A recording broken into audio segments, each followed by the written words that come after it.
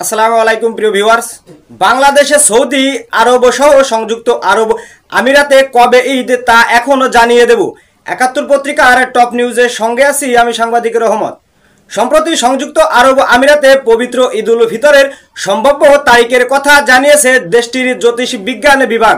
অবশ্য বিষয়টি নিয়ে আগামী ২৯ মার্চ শাওয়াল মাসের চাঁদ অনুসন্ধান করবে দেশটির চাঁদ দেখা কমিটি।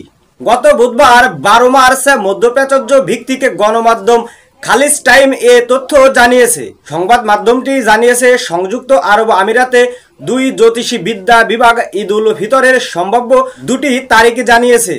সংস্থাটি জানিয়েছে আরব আমিরাতে ৩০ মার্চ শাওয়াল মাসের চাঁদ দেখা যেতে পারে, আর ৩১ মার্চ পালিত হতে পারে পবিত্র ঈদ উল ফিতর।